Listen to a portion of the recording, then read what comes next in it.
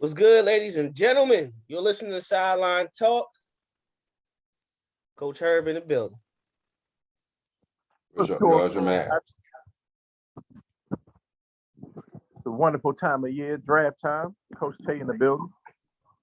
What's up, y'all? Alan saying the place to be. Y'all know what it is. Let's get it. Get right to it. Man, y'all see the name of the show? NFL Combine didn't disappoint. We're that much closer to the draft. The excitement is starting to build. Like I need a like a gift somewhere of a clip of what you call it, wedding crashes. When Vince Vaughn got excited, it's wedding season. It's draft season. Happening. Right. Mock drafts is going to be everywhere. Whole bunch of speculations about free agency will be coming up in the next week or so. Oh, man, it's a lot. It's a lot that's about to go down. We're going to have our IM series. Our first IM series for the 2022 draft will be going down today. And we'll be discussing the interior offensive linemen and the inside backers. So we'll have that later on as well. But just to kick things off, man, breaking news, Calvin Ridley suspended the entire season. Gambling, betting on games, man. What's your thoughts on Red? I told y'all on the fantasy season when I had him on my team and he went out with that mental illness, that wasn't a damn thing wrong with him. Wasn't nothing wrong with his mental illness when it's time to make them bets. And then they suspended him, and then he gonna put some type of tweet out there talking about just something real mocking the NFL and all that kind of stuff. Real making light of the situation. Like, I bet 1,500 I ain't got a gambling problem or something like that. Who does that? Hey, bro, you just lost a whole year's pay. Maybe he do got mental issues on hindsight. Maybe he do. Yeah. It's funny you mentioned that because somebody quoted his quote was, "I bet 1,500 total. I don't have a gambling problem." And then somebody followed up with it, said Calvin Ridley bet 1,500 and lost 10 million. Those are the worst odds in gambling history. Oh, that hurt. God. Wow. I just think, I don't know, man. I don't know what why, like the why of it all. I don't understand it. But well, let me ask y'all this: can Atlanta recoup some of that money now? I mean, he had a big payday, correct? Didn't he get paid? He didn't get paid yet. That was his he didn't get paid. I mean, his career year to get paid. He came in So that he's same still a first round pick, round. so he should be making double-digit millions. Yeah. But you ain't got paid. Yeah, you ain't got paid yet this year. So you technically recoup because you ain't got to pay him for a full year. No, I'm talking about like they could possibly recoup some of that signing bonus money as well, like for conduct detrimental to the team or whatever the case may be. If they wanted to really just part ways with him at this point. I don't think they want to part ways, because if that was the case, because they knew the organization knew about this. If they wanted to part ways, they'd have made the trade. Because a lot of people was calling and asking about Calvin. Right. They turned down everything. So. Well, they were saying they didn't want to trade him with this situation, knowing he wouldn't be available. Right. It's bad business. That's the only reason. It wasn't like a commitment to him or nothing. It was just like them not wanting to put themselves in bad situations for future trades, I guess. Also, breaking news: the NFL has set the salary cap. Y'all ready for this? Take a guess what the cap number is. I don't know what it currently is. Sorry, way off. 135. They have increased the cap $25.7 million per team. So the official cap number is $208.2 million. So instead of 5 million cap space, do we now have 30 million cap space? Is that how that works? That's an I thought we had excellent 9. question. Where's our capologist? See if he in the chat. Oh, hey, what's up, man? If our capologist in the chat. I don't see him over there just yet. No, I was looking at the contracts Last today. year was a 182 because of let me see. Da-da-da-da-da-da-da. Yeah, I'll have to get back to you with that answer.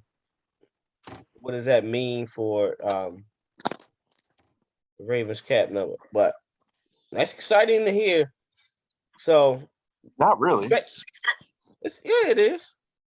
Not for me, I felt like we had like a lot of teams are really behind the 8 ball because of the cap number. Like, and it was gonna really weaken a lot of teams, and like the Steelers and Rams and a whole bunch of other teams was like 40 and 50 million dollars. This kind of evens the levels of playing field a little bit more, and I don't like it. I understand. I mean, for a team that's almost $10 million above the cap number, the salary cap. I mean, it's good, but it's not really good. Yeah, I mean, you still got people still gonna go where they want to go. So we'll see how it play out. A couple guys are off the market already. David Njoku, tag. Jesse Bates, tag. Orlando Brown, tag. Were y'all surprised that Orlando Brown got tagged and they didn't work out a long-term deal? No. When you're dealing with Orlando Brown, nothing's gonna go as planned. So this makes perfectly good sense to me. They obviously couldn't get a deal done. He wants to be the highest paid left tackle in football, and I don't know if that's deservedly so. So them not getting a deal done just makes all the sense in the world to me. Gotcha. They also reported that Tyrann Mathieu will be a free agent. We'll test the market. And Devontae Adams will also be testing the market. Somebody got money to pay him, man. $25 million, actually. Dang, also, I forgot about Amari Cooper. It's set to be released. That's the rumor. Dexter. Say it again. Amari Cooper and Dexter Lawrence. DeMarcus Lawrence. Who's Dexter Lawrence? That sounds familiar. Damn, Dexter Lawrence played for the Giants, I think. Yeah. He came out Clemson. Okay. Yeah. Clemson. That's the Clemson guy, you said? Yeah. Yeah. Okay. I paused. I was like, is it DeMarcus? Yeah, it is DeMarcus. DeMarcus, yeah. Yeah. That's tough. That's real tough. I'm trying to make sense of it all. What is Jerry Jones doing? I don't understand. I'm trying to make sense of it all. Like, you let go of your best defensive lineman. And also, Randy Gregory is a free agent as well. So that's potentially two holes you got to fix. They try to get DeMarcus Lawrence to take a pay cut. Rumor is he's not taking a pay cut. So looks like they might be releasing him. Mm-hmm. So if you lose DeMarcus Lawrence and Randy Gregory, your two starting edge guys, that's pretty tough. And I understand, Micah Parsons came in as a Mike linebacker, but really excelled on the edge. So maybe that they could be looking to keep him there permanently. I think he does better at the middle. Personally speaking, I think he does better at middle. He can play the edge. He can drop down somewhat, some plays, and have that versatility. But I think he's better suited in space as a middle linebacker. I think if he wants to play the edge, nothing could really ensure his success more than having DeMarcus Lawrence across from him playing the other edge. But that's just me personally. Mm-hmm. Now you can slide protection to him and try to alleviate him from the game. But as far as would I prefer him playing backer or edge player, he's going to be successful no matter what he play. He's just that good of a talent. Yeah. Definitely an athlete. So I think Very much so. I'd say he's been much better at middle linebacker. I think with the NFC East being what it is, damn, NFC divisions besides the NFC West is in trouble so far. Just looking at this offseason, NFC South lost Tom Brady and they lost Drew Brees the year before. So there's no quarterback in NFC South. NFC North don't have a quarterback but Aaron Rodgers, and Aaron Rodgers thinking about going to the AFC West. So the rumors are Kirk Cousins got cut or something? I mean, you can put your faith in Kirk Cousins if you want to. I mean, Minnesota does. I don't think they're putting their faith in him at all, but uh, we'll eventually see. And then NFC Easy is just, NFC Easy. Shout out to Philly. I think they coming up, and then we'll see what they do with the 2 draft picks behind us.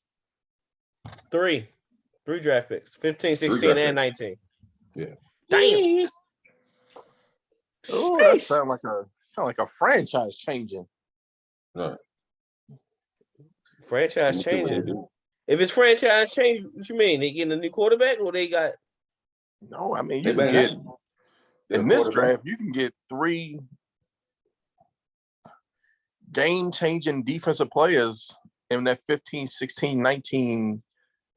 If we screw this up, I don't got nothing here. But if we screw this up and they mess around and replace Fletcher Cox with somebody up front, or get somebody next to Fletcher Cox and Javon Hargraves on that line, Franchise changing. bro, that is franchise changing. Is it really if the quarterback ain't what you want it to be? Because it seems like they're not all in on Jalen Hurts. They taking interviews with Sam Howell and Pickett and every other quarterback. No, I think you go all in, but you get them some weapons. I think who did they pick? Mims that they picked? No, Mims is in the they Jets. had Reagan, they had Devontae Smith Reagan. last year. I don't think they believe in Rager at all. Who the hell do believe in Rager? He ain't getting nothing to believe in. I think they like Smith and the quarterback, and if they get another wide receiver first round, 15, 16, and 19, like I said, and fix up their defense. Yeah, they need corner, edge guy, safety. Yeah. That's what I think they need. To go back to what you said about DeMarcus Lawrence, to a team that's freshly new $25 million more to spend, who loves to pick up cap casualties, and just so happens to be have a new defensive coordinator who loves running a 4-man front. Could DeMarcus Lawrence land in Baltimore? And would that suffice for you?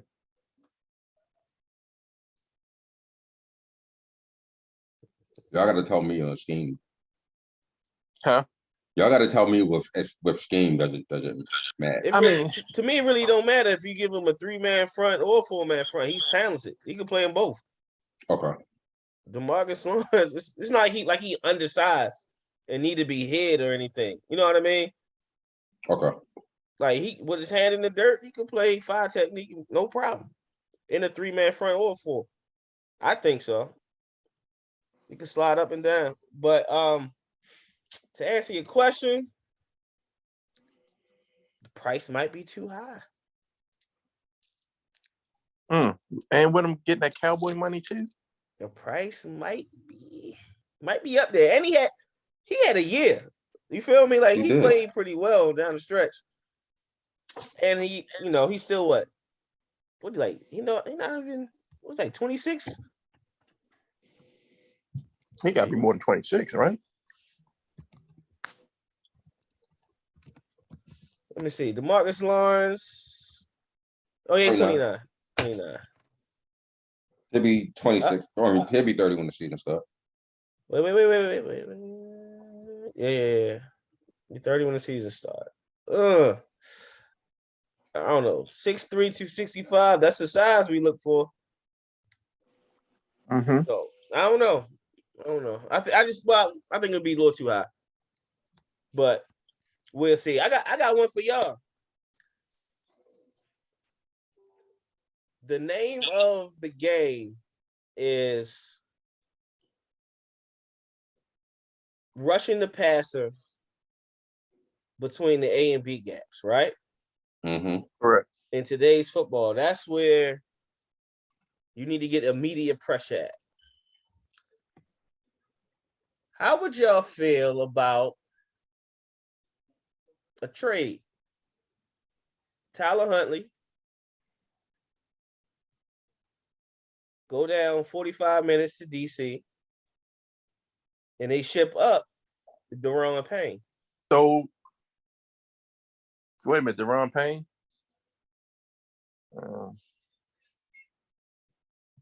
What about the other one? What about the other Bama guy? Allen? Jonathan just signed it. Well, he did sign a deal, but his production has been a little. I mean, he in Washington. I mean, Yeah. I'd do that deal. I probably do that deal for Deron Payne too, but I mean, yeah, get rid of Tyler Huntley. Sorry. I mean, what we have to lose at this point? But I would prefer Allen. Which one of them got smacked and ain't do nothing? Allen got smacked and ain't do nothing. Yeah, never I mind. think Deron smacked Allen. Nah, I don't know. Whoever got smacked, I don't want him here.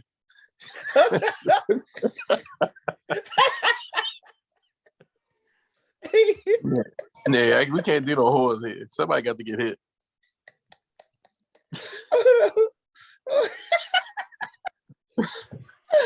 All right, no. All right, so Jonathan Allen hit Deron Payne. All right, cool. So Deron, you out. Yeah, Deron out, man. I ain't gonna be able to do it. Yeah, because I remember that. Because then he sat over there and pouted for the next 20 minutes. Nah, yo, you ain't gonna hit me, and then I'm pouting. Nah, can't do it. To be fair, Jonathan Allen didn't connect.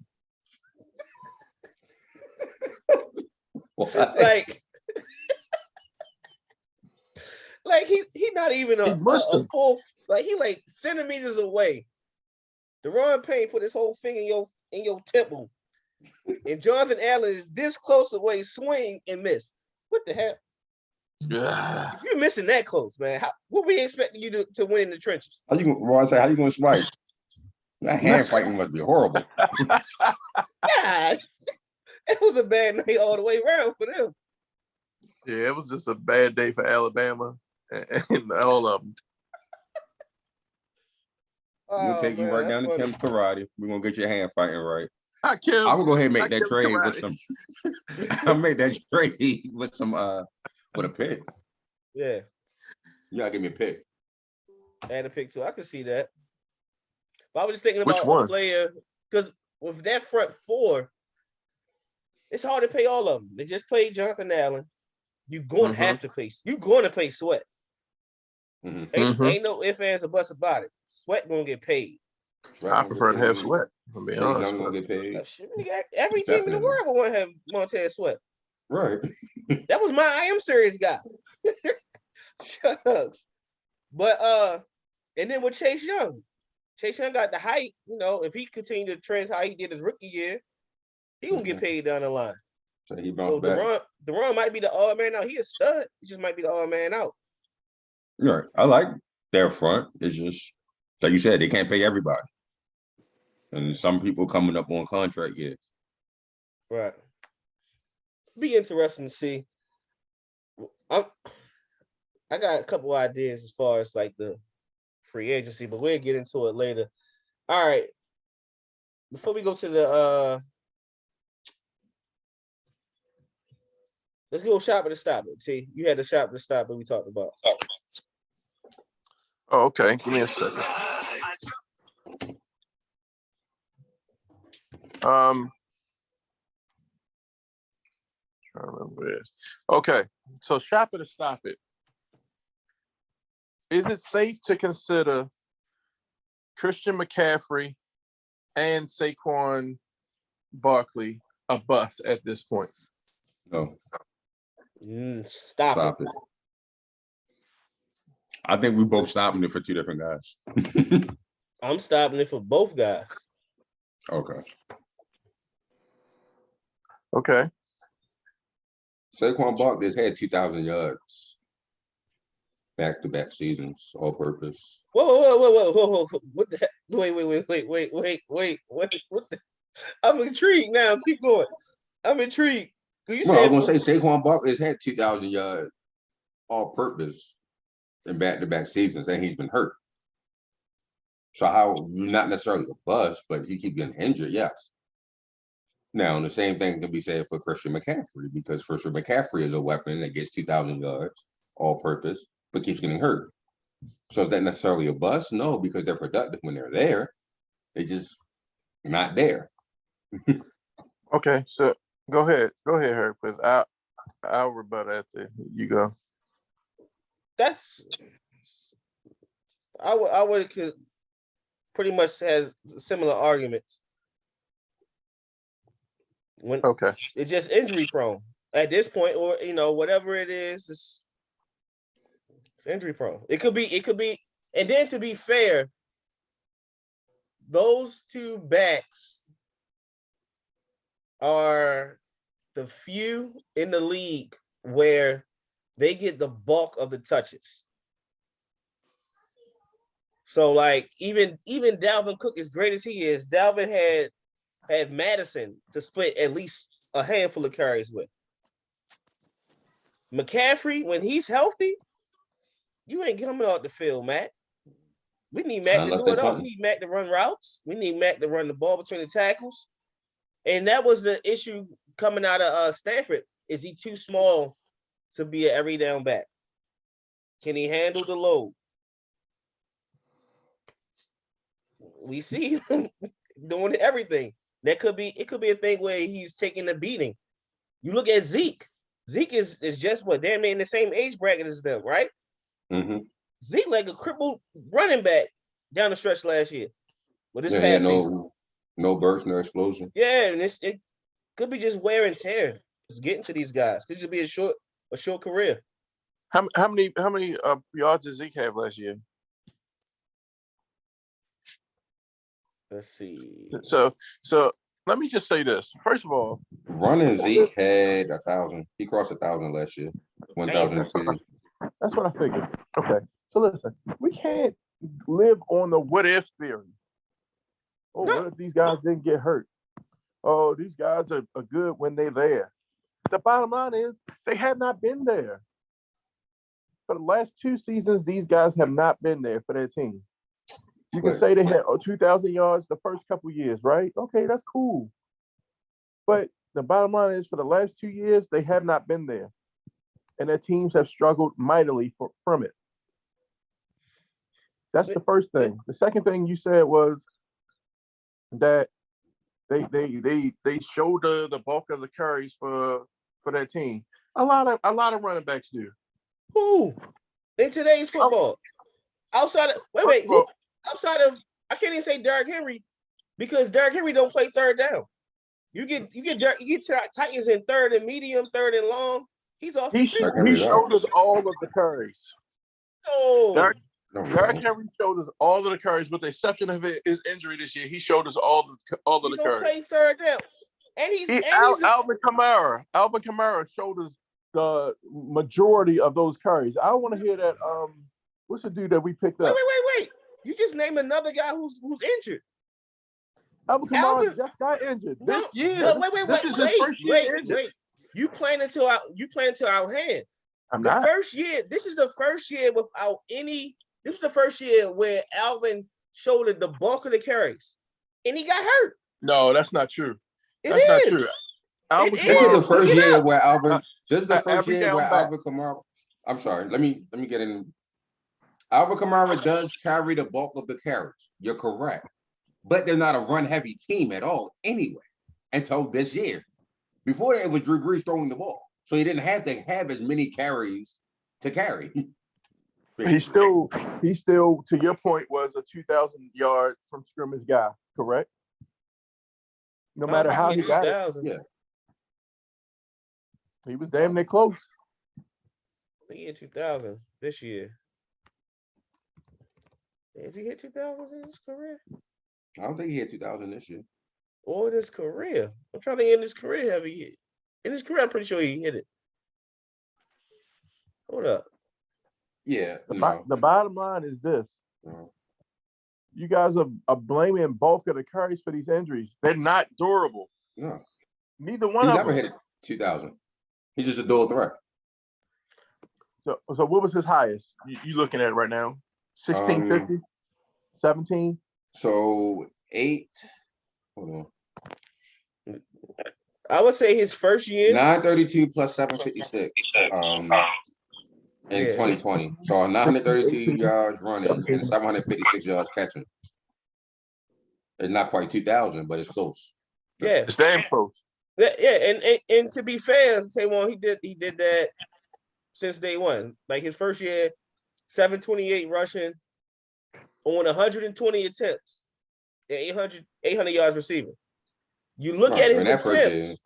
Listen to Alvin Kamara's attempts, and this is the first year that the injuries really caught up to him. He had 120 attempts his rookie year. Remember, they still had Mark Ingram. Right. 2018, it bumped up to 194.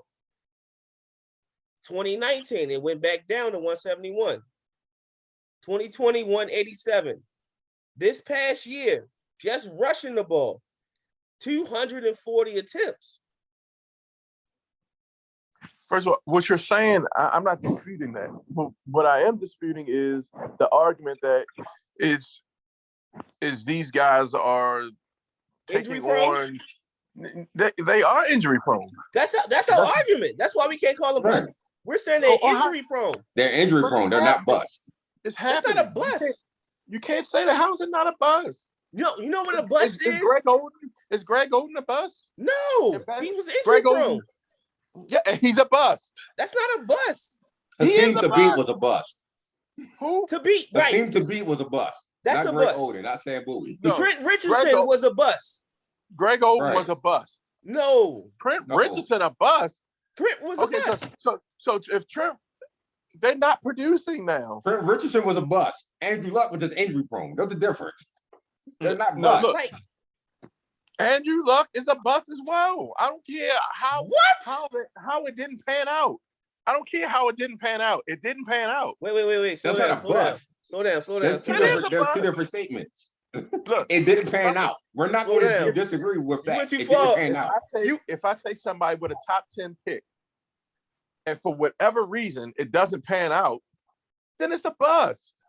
I don't care why it didn't pan out. I don't care. It's not a bust. That's not the definition of it. Wait. If it's not panning out, it's a bust. What do you mean? Wait. What do you mean by not panning out?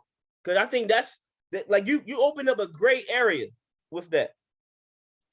If they are not successful for the franchise long term, and you're a top 10 pick, then it's a bust, and that's not panning out. Is that not fair to say? Is that over the line? I don't think that's over the line, but that to me that statement leaves an asterisk, because in a sport where it's physical as it is, you have to factor in the injury. We just said everybody has that factor in, though. Every person that straps up has that factor. Everybody has that factor. But what everybody can say is when I'm on the field, I'm him. When Christian McCaffrey is on the field, he's like the best back in the league. But he hasn't been on the field. That's my point. That's injury prone. That's a bust. That's injury prone. It's definitely not panning out. So is it panning out? All right, wait.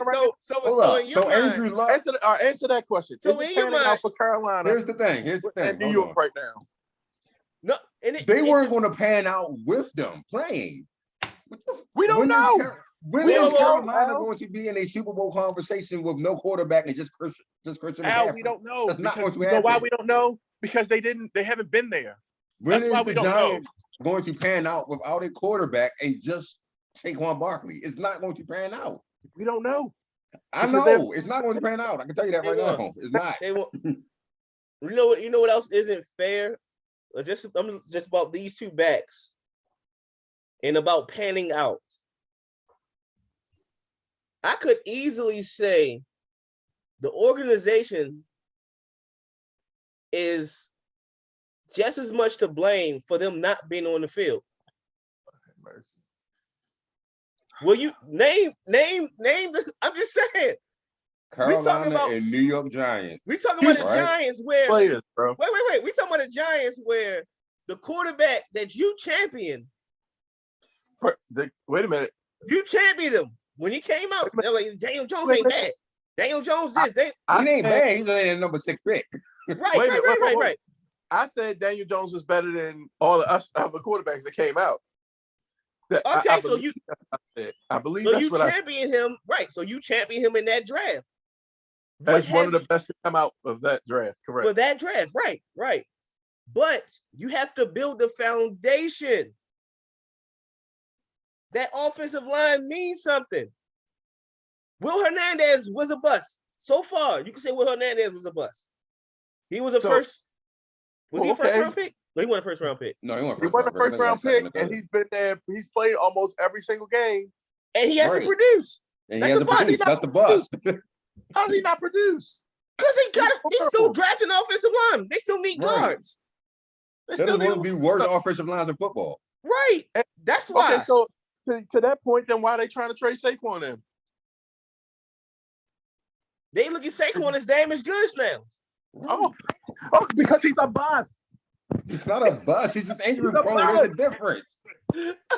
He's a bust, bro. That's why they trying to trade him. He's a bust. He's a bust. He's a bust. All right, Saquon Barkley is not a bust. Darius Geis is a bust. There's a difference. Geis is a knucklehead. No, I'm sorry, not Geis. Penny, Rashad Penny. My guy that I champion. That's yeah. All right, Penny. You can say Penny is a bust. I get that. Well, I'm sorry. I'm just looking at the. Wait a minute. According to y'all, you can't say that because we know Seattle line been super trash. Yeah. But he been there and he not producing. Oh, okay. Then, wait. And he moved in Detroit behind a couple other people.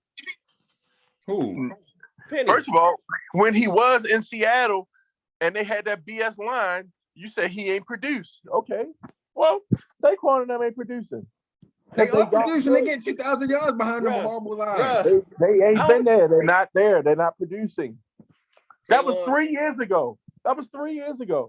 They won. Was it not 3 years ago? For both of them. I can't. Was it not 3 years ago for both of them? It's hard for me to call. Like, I have no problem saying somebody's a bust. Like, I feel like I got to label a person right. There's no way I can say that Christian McCaffrey was a bust. I can't do it. I can say he just been hurt for the last 2 seasons. He gave you 2 years because he gave you two or 3 years of production. 2 years of production. 3 years. It was 3 years. Okay. This past season. Wait. And then the crazy thing is, he only played in 7 games this year, right? Barely. 7 games. And he averaged over 4.5 yards a carry. 99 attempts in 7 games. 440 yards. That's productive. They should have left the other back in. The other back was rolling. I forgot his name, but you know what I'm talking about. Are you really hurt this? Davis. No. Wait. Are you this passionate about it because you drafted Christian McCaffrey this year? I ain't have Saquon though. So no, I did not have Saquon. That is not my point. That's not my point. But I'm saying, how many years of production did Saquon got, Al? Right. I don't know about Saquon production. Yeah, I feel like Saquon wasn't really productive since B1. Maybe 3. 2 years of production. First year he got rookie of the year. And then 2 years after that, he got back-to-back 2,000-yard games. 2,000-yard seasons. Okay, so he got 2 years production, And how many years on the show? 2 or 3? He had The 3 last years of 2. production in a year on the South. No, he got more than a year. He Or been 2 on years the on the show South. 2 years. Year and a half, maybe. Year and a half. Let me see. I don't want to hear about what a player did 3 years ago. For all that, we can say Le'Veon Bell. No, I'm sorry. I'm confused in 2 years. My fault. He only had to be fair, 18 and 19, technically, 2000. Technically, Saquon only had 1 year on the shelf. Technically, that was Right. 2020. This past season, he played 13 games. He played 13 games. What's the number? 13 games. What's the number?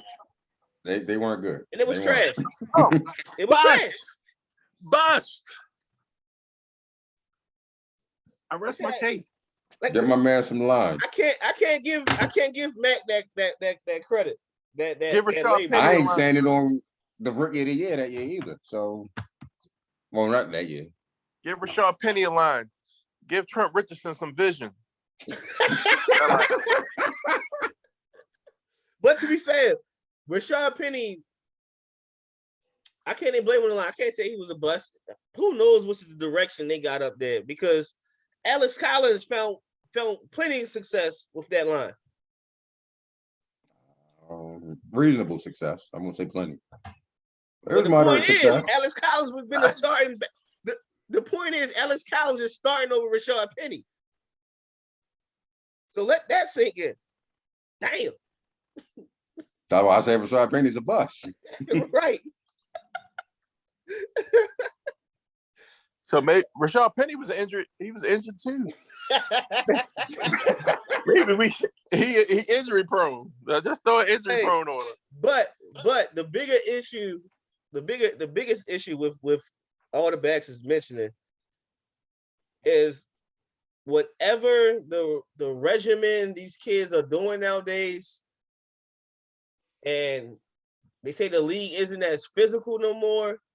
For some reason, if you're a running back that's under 220 pounds, whatever they are, you can't carry the load. Injuries is going to happen. Alvin missed what 4 or 5 games this year? About 4 or 5. With a significant injury. He had 240 carries. Like, come on, y'all, not 240 for Alvin. He barely 215 pounds. He missed 4 games. Started 10 of them. Get that man some help. Let him split something. Or Michael Thomas, come on back. Take some of these reps. Right. Michael Thomas ain't coming back. Take some big ass shit. No, they said he coming back. Taysom to the city just kept tucking the ball and run. Taysom Tebow definitely should have took up some of them carries. Jesus. Boy. Yes, sir. Any more shopping stoppers? Praise the Lord. No, I don't have no more shopping stoppers. All right. So NFL Combine, let's talk it over. Who won them some money? Who lost him some money?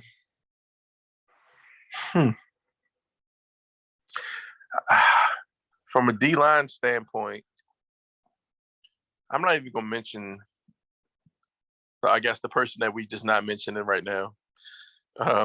Neither. Wait. Neither other 3? Huh? None of the 3? Oh, he froze. Al, you ain't froze. All right, good. So that's him. All right, cool. All the Georgia boys made money. All right. Yes. I mean, and I'm thinking from O-line to defensive line to linebacker. I didn't see the DBs, so I can't really say about those. But I think all the Georgia guys made money. I think George Karlaftis, I think he lost money this week. Mm-hmm. I think he appeared extremely stiff. He looked unathletic, and he didn't look fluent in a lot of the drills that they had. I'm not really sure how he ran or how he benched, but just from a physical eye standpoint, I feel like he lost money. I felt like Aiden Hutchinson had a bad day. I don't think that he's in a position to lose money based off of some factors. that I'm trying to make sure we can get a pass and stuff. So I'm gonna just say he not gonna lose money. I think what's the other guy? Jabo. I felt like Jabo solidified himself as a top 10 pick in my opinion. Like I felt like he might be top 7 now. He just looked that good. Yeah. He probably was the tied for the second most fluent person in those drills as far as D-line. Scary to think he basically just started playing football. That's scary. But George, Karlaftis, whatever, I can't pronounce his name, but George K, he didn't run the 40, but his bench press was 21. Yeah, that's the definition of losing money. Yeah, right. And I thought on the field stuff, it confirmed what I was looking at on tape. Like I'm like, I understand why his name was mentioned so high, and with the other pass rushers, I was confused. So I felt like Sky Moore, wide receiver from I want to say Iowa. Is it Central Michigan? I know you're talking about. It wasn't Central Michigan. I know exactly what you're talking about. Yeah, it's a Maverick. It looked like a horse emblem. I don't know. Western Michigan. Western Michigan. Yes. All right, yeah. Sky Moore, I felt like he had a really good day. He looked pretty fluent in route running. Obviously, his 40 time was pretty good. The kid from Penn State, what's his name? Jahan Dotson. Jahan Dotson. Felt like he had a good day. I felt like Sam Howell really helped himself out as well too. Threw the ball well. And O-line wise, there was one kid. Shucks. Give me a second.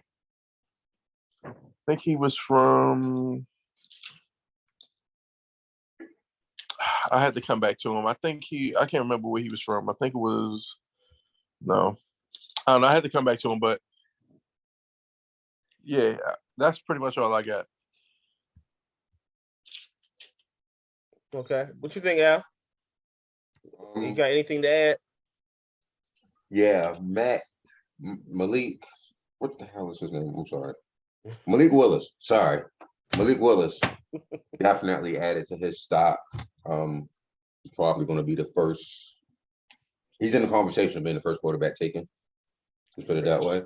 I think Kenny Pickett, Pittsburgh quarterback, I think he hurt his stock, especially compared to Malik. Like, I mean, I know people who make a big deal about his hand size or whatever, but just looking at him throwing the football, it don't have a lot of pop on it at all. I just thought he was, a marginal athlete with marginal arm, where Malik is a top-notch athlete with a top-notch arm. Okay.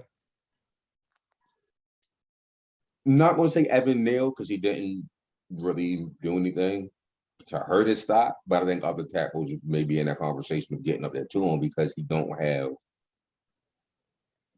don't think he has elite bend, if you will. Like, I think you can kind of speed rush around him. I don't think he opens his hips. Speed rush around Evan Neal? Mm-hmm. He's a big guy. You get his hands on you, you're not getting nowhere. But you can speed rush around him. That's just what I'm saying from watching tape. I agree with Al. Yeah. He has a tendency on contact to stop his feet completely. Right. That's how you can get beat. Breece Hall raised his stock to me. His speed came up. 4.39 40. Yeah. And he's already a power guy. So that size and speed, I think Breece Hall made himself in contention with potentially being a back in first day guy, early second day guy. You say he ran 4.3. What was it? 4.3. 4.39. 4.39. Right. But yeah, just the second. Sky Moore caught my attention.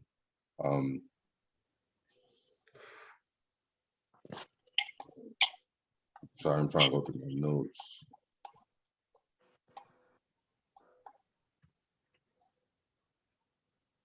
I'm looking at it. Kenny Walker solidified everything, and like going in, Kenny Walker was already considered arguably the best running back in the draft. But for a back that big to run 4.38, Lord have mercy. Yeah.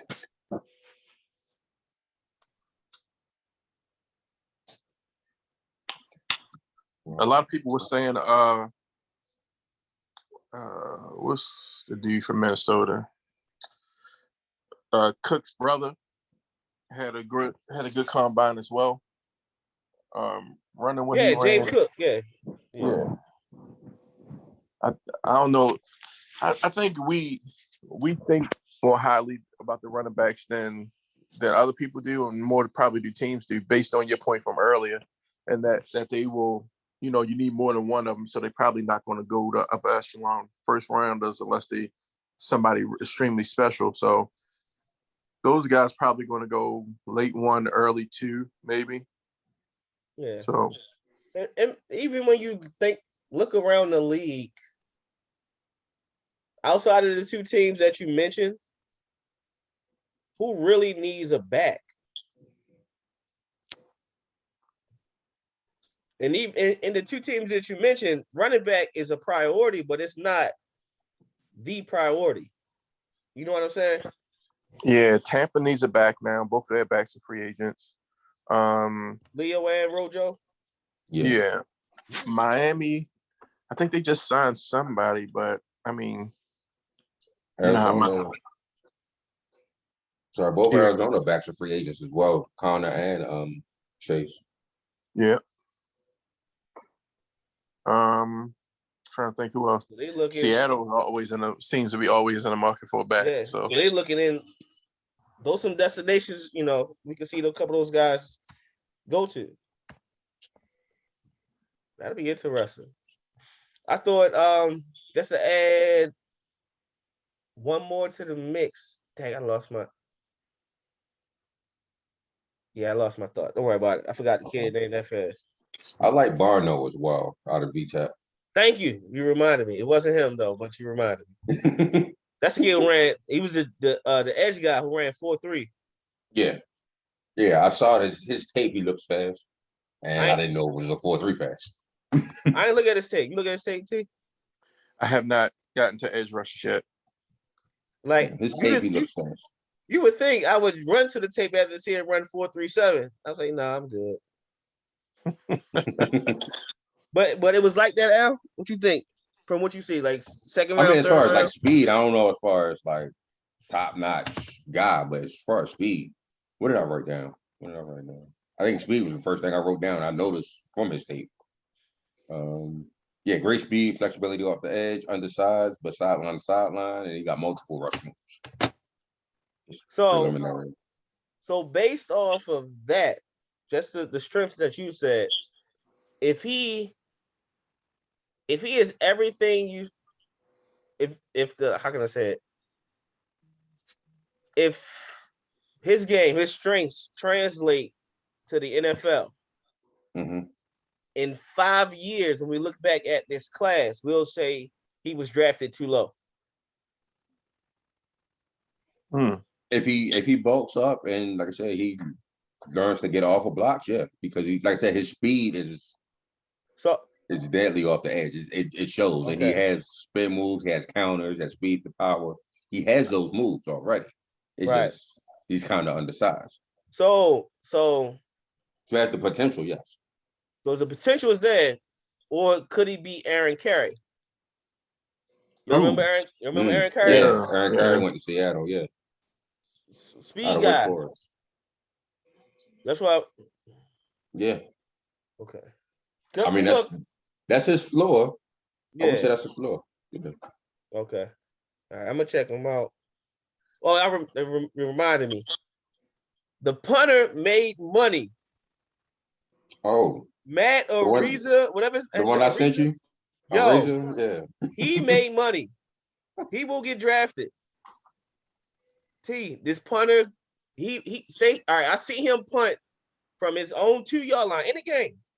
He punted from his own 2-yard line and put the ball on the opposite inside the opposite 20. Wow. In the air. Yes. How many years Sam Cook got left? Time to go. No, it's 0. We talking to Sam now about retirement. Right. Sam need a protege. Yo, he kicked at the combine. What was he out on his own 20? Something like that, yeah. And stopped the ball on the one, like inside the one. Yeah, like on the one. It just bounced straight up in the air. Like what? He made a ton of money. Ain't no jokes this year about kickers getting drafted. And he could kick 50-yard field goals. So Harbaugh over there with the Birdman. Yeah, he got paid. What? I'm like, damn, shorty that. If he don't get drafted, Harbaugh gonna call y'all right after the draft. Immediately.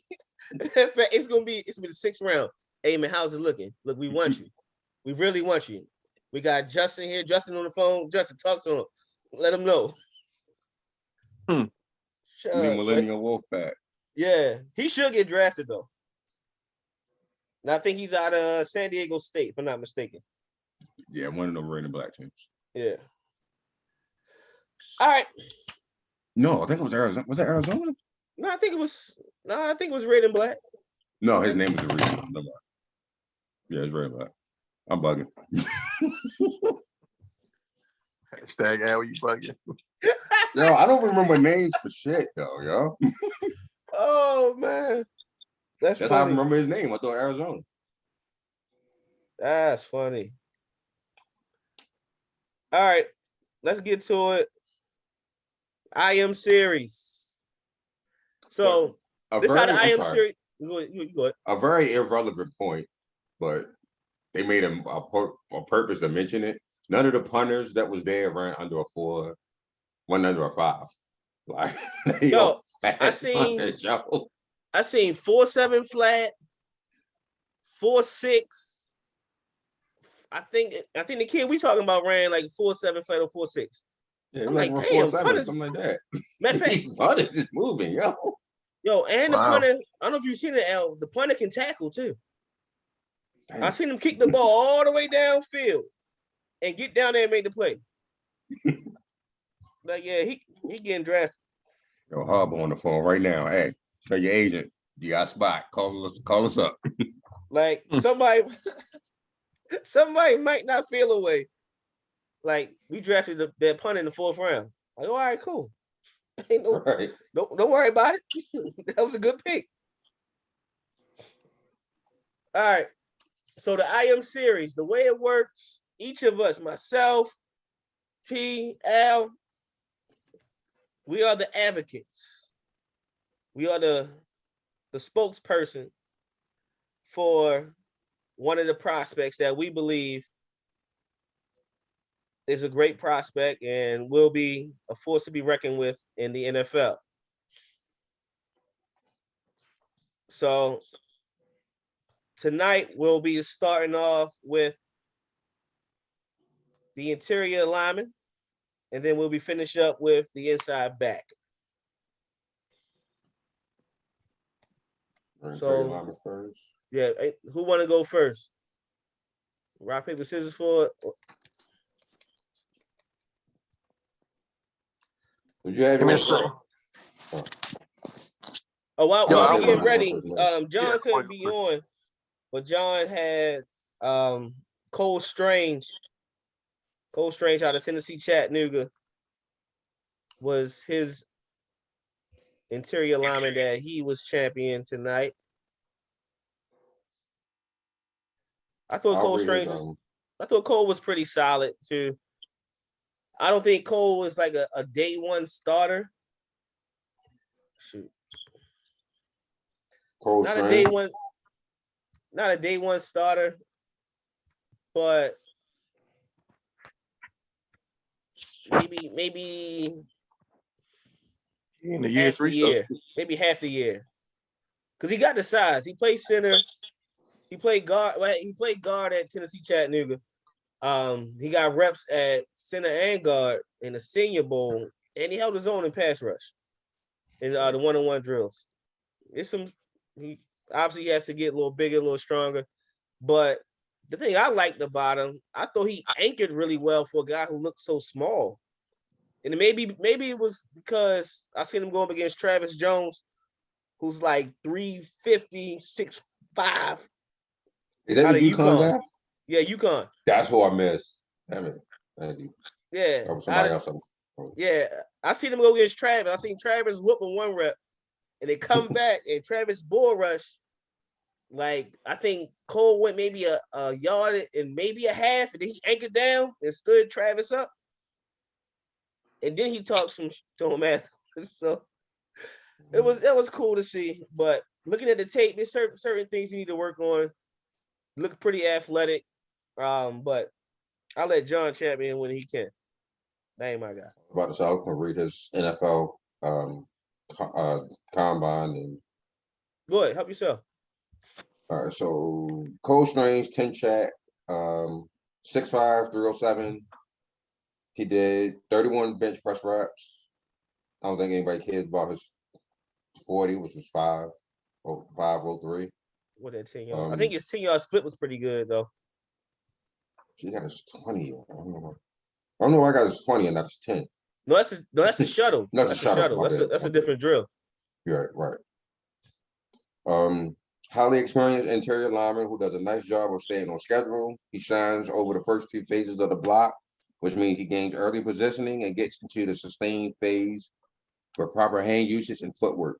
He will lose a tug-of-war battle as a pure man-to-man blocker, but wins with lateral quickness and an understanding of angles as a move blocker. A snappier pass punch is needed to prevent sub-package rushers with hand talent from bypassing him too easily. His frame and play strength are a little below average, but he has done some snapping in practice, so he could land as a featured starting center for his own happy rush offense. Let me just say what are my thoughts on Cole Strange initially, and still I'm just not completely sold on him being a plug and play player yet. Herb mentioned him in pass pro. That's probably his best attribute is pass pro. I think he struggled. Tennessee Chattanooga runs a lot of zone, and he struggled, in my opinion, with someone head up over him.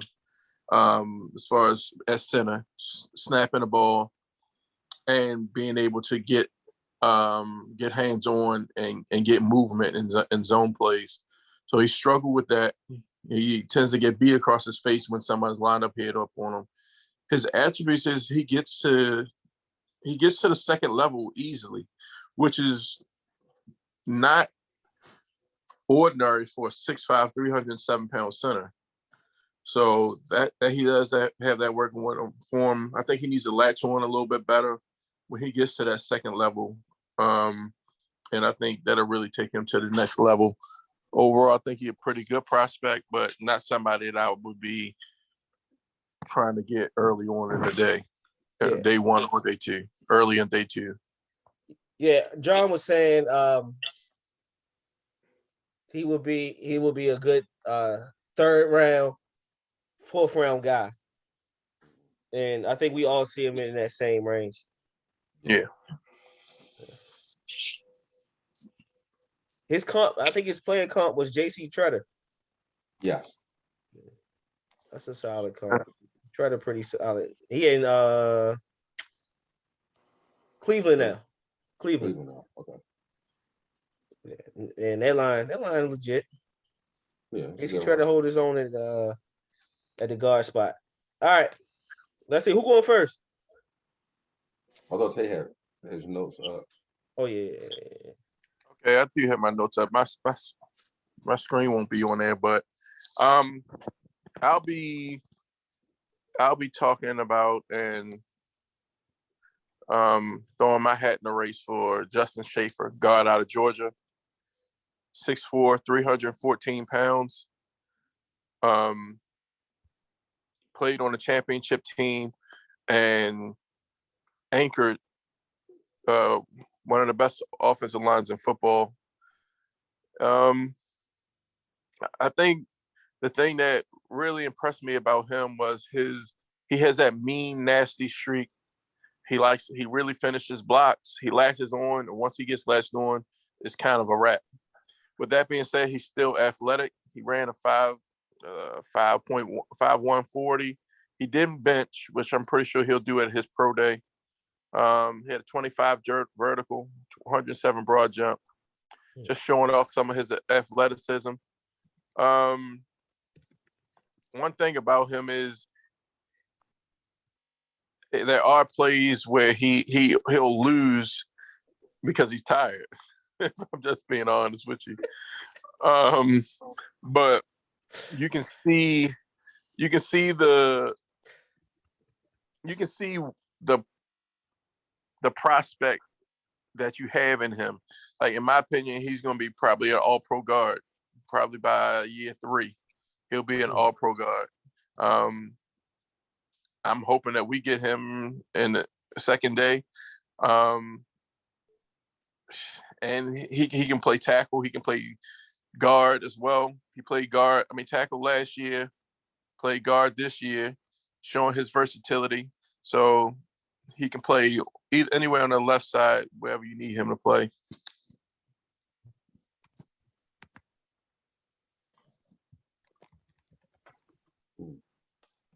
That's it. Okay. One more thing. If you want to watch his tape versus he has tape versus all the legit people that you want to see him playing against. He's got tape against Alabama. He's got tape against all the other SEC player talent that you want to see him go up against. He's got tape against those guys. So you're gonna get to see him going against the best of the best. He ain't going against Wichita State University like some other people. He going against the best. So you're gonna see him. He can't afford to take plays off because when he do, other people capitalize on it. It's gonna show on film. So just watch his Georgia film. Watch his Bama film. Yeah, I was actually watching the national title game earlier. I'm not a national title game, but the SEC championship. Yeah, the SEC championship game, and it's just crazy to look at Schaefer and realize, yeah, he's 6'3", 315, somewhere around there. And you look beside him and see Slayer, and be like, yo, Slayer is a massive human being. And both of them are just holding the left side of that line down. Right. I definitely could see him. What would be the sweet spot for him as far as the draft round for Schaefer? Best case scenario, second round, pick 20, a second round, somewhere around that way. I don't see him going past mid-third round, no matter what. Okay. He's going. But I think best case scenario for him would be second round, pick 20 or something like that. Cool. All right. Let me go ahead and shoot. So, Al, I'll go ahead and let you close it out. Okay. I'm trying to pull my pause before I stop myself. What if this daggone thing will open up? Oh, you might need to go ahead. My file ain't opening up. Okay. I gotta choose my words carefully. All right, so my guard that I picked is Zion Johnson out of Bowie, Maryland. Went to Boston College. 6'2", 314. It's a solid built guard that can play tackle. So he's pretty much a good hybrid of everything that Taywan guy can do, but he just does it a little bit better. Okay. He's a guy that can move and get out in front of. He likes to get out in front of the run and pull. Very mobile. Very alert on pass blitzing or pass protection. Sorry, he picks up blitzers very well. So he has a good anchor. He doesn't get moved. A good center, low center of gravity. Very hard to move off his spot. It's probably a second, third round guy, or definitely a day 2 guy. I'm thinking second round. Okay. What do you say? Pick 20? So I'm gonna say pick 15. I love the pettiness. Well done. So that's it for you. Ain't no third round for him. Nothing later. He going second round. I mean, all right, between 15 and 19. Let's put it that way. I love it. I like it. I like it. Oh man, between 15 and 19. Oh man. That's great. Can I say something about his guy? Unfortunately, I agree with Al on most of the part. I think Zion Johnson's a really good player. I personally don't think he's better than Schaefer, but that's just my opinion. I think he's good in both pass pro and in run blocking. Only thing I really had him struggling with was double team blocks and getting to the next level. Pass, when you double team block a guy, you pass off and you get to the next level, and then you climb. Is what it's called, climbing. So he doesn't climb very well, and on the rare occasions that he does get up there, he doesn't latch on, and which obviously can be the difference between a 3-yard run and a 15-yard run. So that's Right. the only thing I think he really needs to work on. And with most of the teams in the NFL running zone schemes and double team blocking, that's something he gonna have to work on before he can be a consistent starter. But I do like him as a player, though. I like Zion as well. His athleticism stands out the most as soon as you watch him. So the things I had as far as for him working on was, I think his initial, like his hand placement, he tends to go wide. He don't shoot between the numbers. Like he'll go wide and then try to reset, and he don't reset his hands quick enough. For a guy to be that athletic, he doesn't seem as quick with his hands. I think they needed to improve. And then also, I don't know if it's because, like at first I thought it was lack of strength, but he put up 32 reps over the weekend. But if you look at him, he tends to lean. Like he lean over in his when he blocks. Like he leans over a little too much, whereas that could be an advantage for the DN or whoever's in front of him to, swipe past him, pull him down. Like he depends on his leg drive, whereas everything is in one motion. You feel me? Yeah. Also, So, he lacks a little bit of balance, more balance than I would. right. Cool. Right. But I think he's a really good prospect. And he'll be a starter. I think both of you guys y'all mentioned will be starters. If not day one, but down the line. I think Zion may be a little closer to day one than Schaefer, but at some point before the year is out, before their rookie season over, they'll both be starting. And then also with Zion, he could play center as well. He took reps at center, so that'd be pretty interesting to see. Whoever gets him will he go guard or center with him?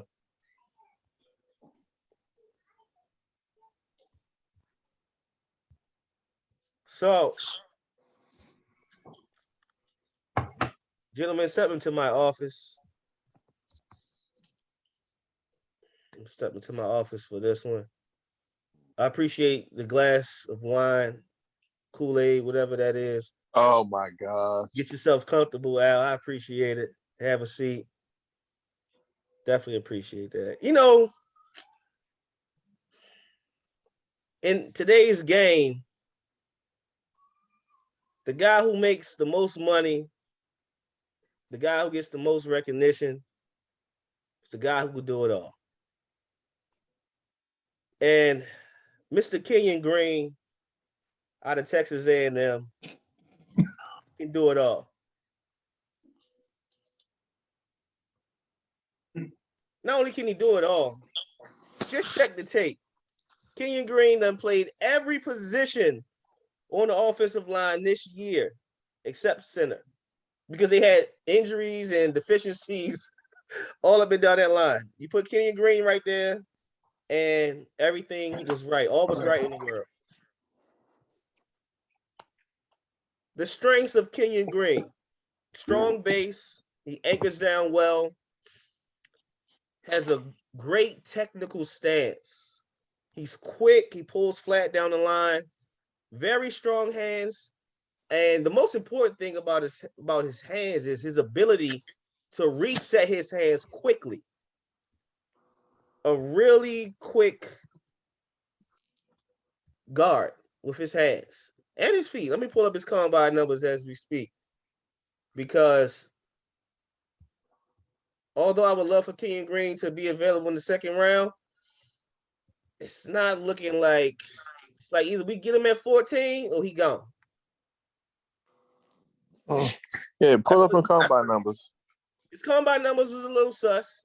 I mean, it's, you know, especially with the bench, but when you got damn near 35-inch arms at 6'4", 320, 20 reps ain't going. 20 reps will suffice.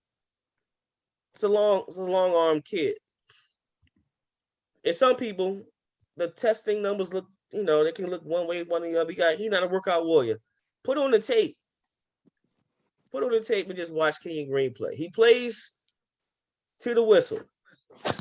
Does a great job maintaining his base against bull rushers, and he's quick enough to handle speed rushes. If you need an emergency left tackle, he can be more than serviceable to play that. Actually, when I first scouted Kenyon Green, I watched the game this year against Alabama where he played left tackle. Going up against arguably the best pass rusher in the country, Will Anderson Jr. Completely took Will Anderson Jr. out the game. And whoever else lined up on that left side for Alabama did absolutely nothing with Kenyon Green. Had a terrible day at the office on his side of the field. Now, he's not the greatest, like he's not the perfect prospect. Nobody is. Things I think he can work on. I would love to see him fire off the ball a little quicker in the run game and steady improve his hand placement. And my favorite, like, I need to see a little more nasty from him. Like, he's a technically sound guard who will jack you up and yoke you up. But I don't see him driving you to the ground violently like you would get out of Trevor Penning or Icky. I say them two, because them two are like the super physical, super unreal. Like, I want to kick you out the club. So, but I see Kenyon Green going in the first round. If he slips out of the first round, I can see second round guy. Oh, and another thing that's impressive about him, there's been times where I've seen him pull. I think it was the Alabama game in 2020. He pulls, he playing left guard. He's pulling, it's an RPO action. And the outside backer reduces to the point where he knows it's coming to blow up Green, to blow up the gap, because they're trying to run to the B gap. So what Green does, instead of getting blown out the hole, he resets him and turns his hip, turn his whole frame to open up the alley to run to the outside. So even when he's in a position where he's losing, his mind is steady working on how can I help my running back make a play. That's football smarts. And Kenyon Green is a hell of a talent. Should be a starter in the NFL right away. If not, I know if not, he'll be a day one starter in the NFL. At worst, he gets drafted second round, 5th pick. Oh, you done? I'm just wondering if you done because I'm just watching. You know, you talk about watching the Alabama film. You know, that's all fine and dandy. But if you watch this LSU film a little bit, no, You watch the LSU? You watch Arkansas? LSU. Yeah, You I'm watching the list? LSU. I watched the LSU. I watched it again, and I will say this: he gets beat across his face a lot. He's very strong. He is very he does have the ability to move people, which you want out of your guard. You want them to move people out of the hole. He's fast off the ball. He's got good hands, good punch. The problem is he does get beat across his face a little bit. And I ain't talking about getting beat across by speedy, shifty guys. He's getting beat by big guys too. That's my only knock on him. So, I mean, I think everybody brought good players to the table.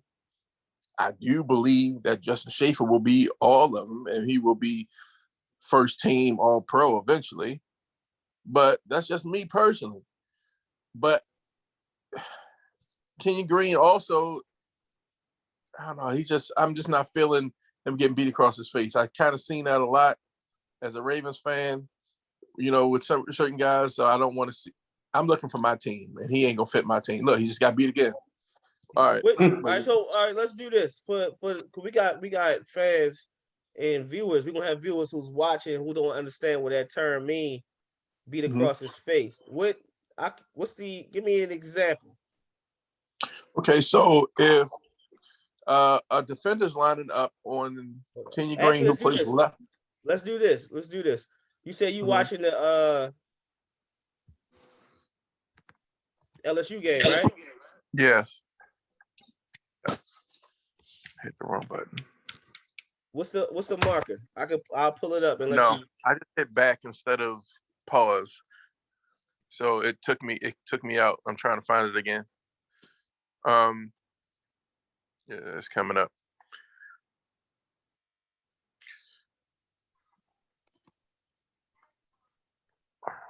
He got walked back a couple times early on in this film, which is very rare. I don't really see him get walked back on too much film.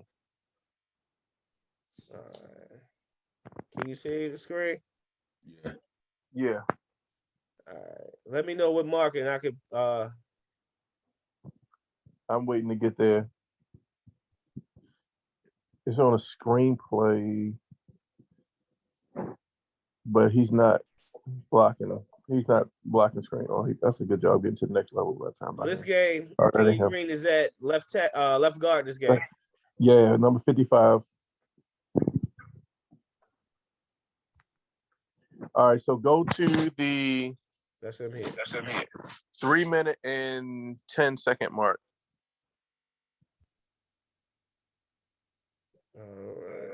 3:10 right here. All right, so he's left guard. He's at left guard. And if you watch him, the defender's going to go attack outside shoulder and then just cross his face. When you say get beat across his face, I mean he's just going to cross his face, and you're going to see like he can't even get a hand on him. Essentially, I'll play it at half speed. So okay, he's here. Yeah. And this defender here is going to beat him across. Correct.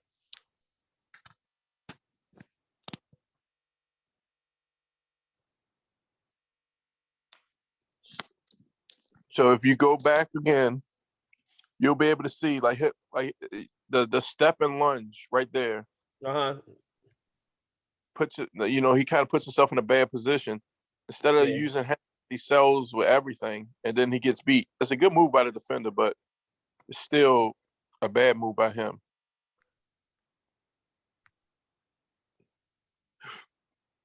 And I've seen it a couple times. Excuse me. On his film, where he just subtly gets beat across his face. Now, all of them aren't as clean as that. That's probably as clean as you get right there. Like, but pressure is pressure.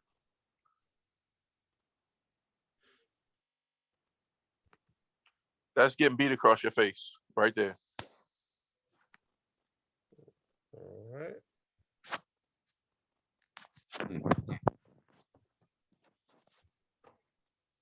And that's something that he has to work on. And you look at that clip, it's just not being patient. Right. One thing about playing the offensive line, you have to be patient and strike. And that was, a few moments here, overset and be a little too aggressive. And that happens. Other than that, he cleaned that up. That's a technique issue. He cleaned that up. You got a solid guard, more than solid guard in this league. Mm-hmm.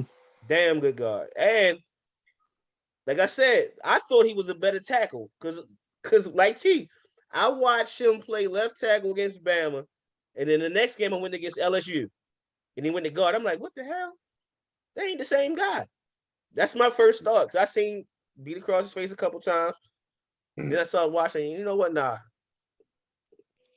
He might even be a better tackle than guard, but many is projecting him to play guard in the league. All right. I think a lot of people play up to play Bama, so that could have played a factor as well. Yeah. But Yeah. I mean, shoot, you playing in the SEC every game, you going against somebody on that defensive side of the ball that's going to be playing on Sunday. Yeah.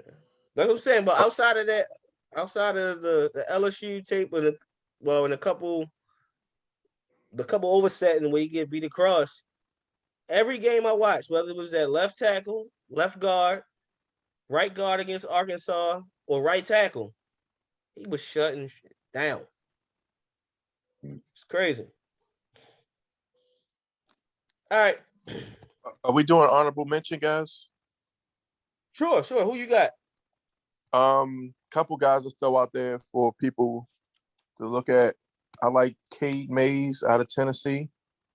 If you have a zone team, the team that likes to run the zone a lot, Cade Mays would be a good player for you guys.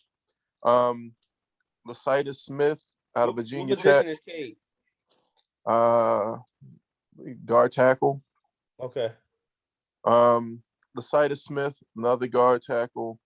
Very good running zone. If you like have a zone team. Who else I got? He's a tackle. Bernard Raymond, Central Michigan. Central Michigan. Yeah, solid pass pro and run block. And only thing he needs work on is he's a liability in space, which we saw in the Senior Bowl. Like from speed rushes. So, oh, have mercy. Guys I really did not like was Max Mitchell, Louisiana. I ain't even like it. I ain't even write his college down. I ain't like him that much. Right.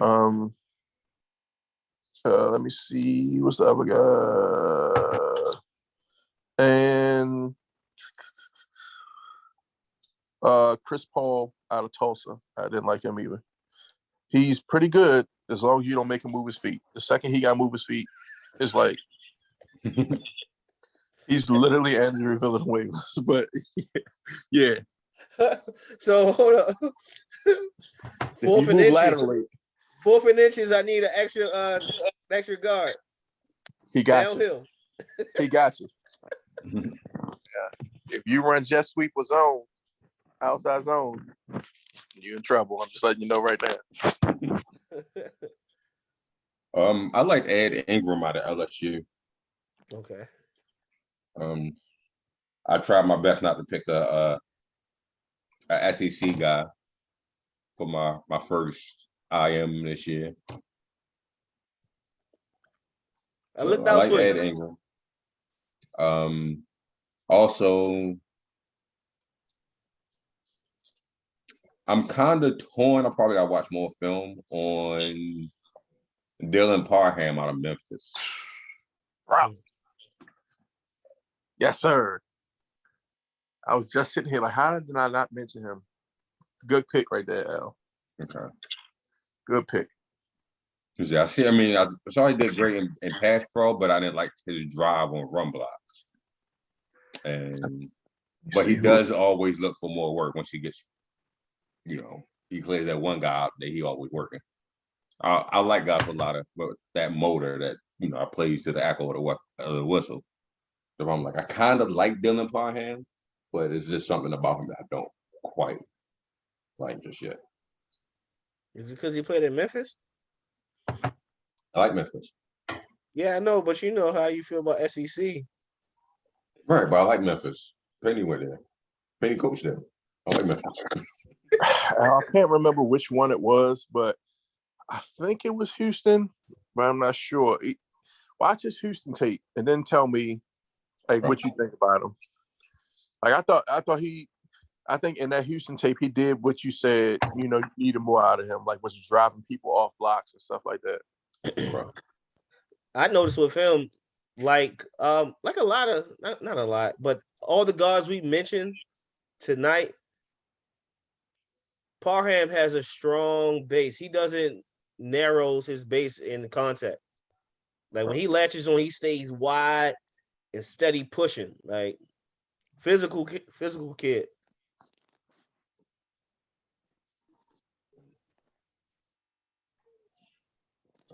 We'd love to see him play a little better with his eyes though, and coming off of blocks. But all right, inside backer.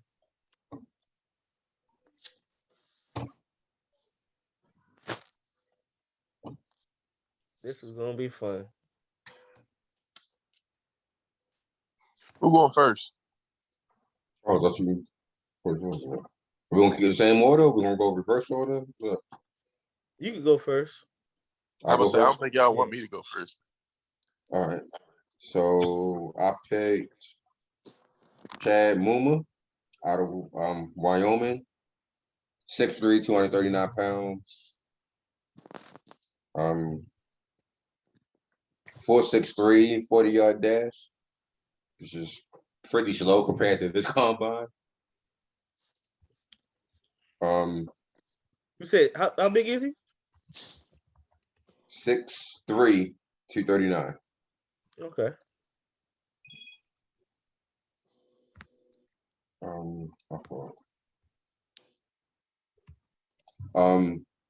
So he definitely has like I said, like I mentioned before, that motor that keeps going, that plays, that's constantly looking for work. He is one of those guys. He flies to the ball.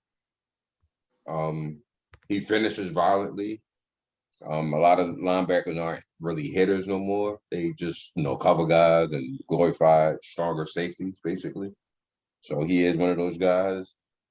I don't want to say this is his comp, but for some odd reason, look for the comments because Roland about to curse me out. He reminded me of former Wyoming linebacker that made a ton of plays in the Super Bowl. Bengals linebacker. Come on. Logan Wilson? Logan, there you go. Yeah, both. He kind of reminded me of him. He has he has good chase speed. So in order to really have that chase speed, he's kind of not trusting what he sees with his eyes. That's one thing I didn't like about him. And he kind of looks like he's guessing instead of diagnosing sometimes. But he does play. I think he's a good defender as far as pass coverage in a zone. And will make plays on the ball, pick some off, take them to the house. Yeah, I'm gonna go with that. Oh, Day 2 guy. I'll put him at somewhere around where Lord have mercy. I suck at names. What was your guy name, Taywan? Damn, he forgot your guy's name. Yo, Petty. some Georgia lineman, The huh? Georgia guy, yeah. Oh, okay. Oh, wow. I was gonna try to be professional about this Chad Muma thing too, but go ahead. But no, I think he's gonna be picked somewhere around after our guards, but like somewhere right there. So I say day 2, round 3 early.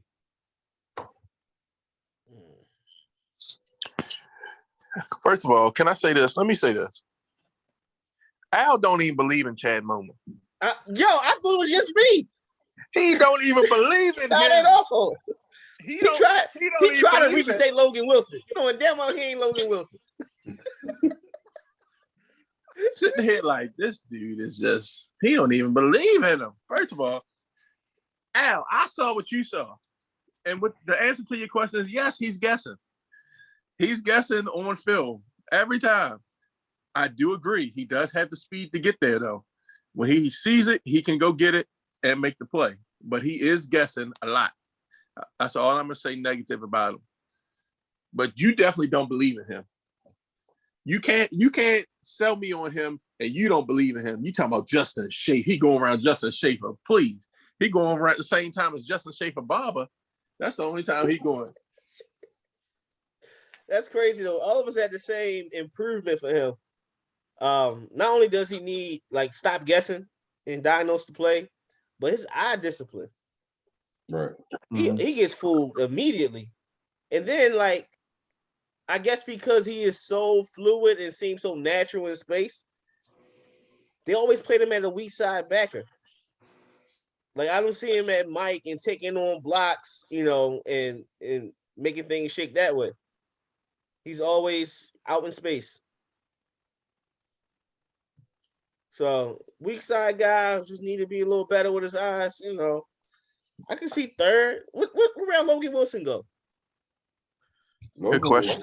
He shouldn't go no higher. He shouldn't go higher than Logan. Yeah, Logan was a third round pick. Yeah.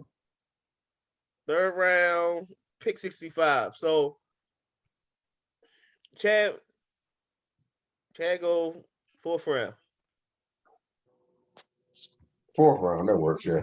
I go fourth round for Chad. Look, Roland gonna cuss all of us out. Oh well. Are you going next, or you want the main? Hey, look, man. Listen. You do the honors. You got my dog. Okay. All right. Ladies and gentlemen, may I present to you, let me come back on the screen first. May I present to you the best interior linebacker in this draft. The best interior linebacker in this draft. Period. No ifs, ands, or buts about it. Let me tell you something about this gentleman. He's 6'2", 232 pounds. No, he's not. He's 6'2", 200. He switched his guy. Wait a minute.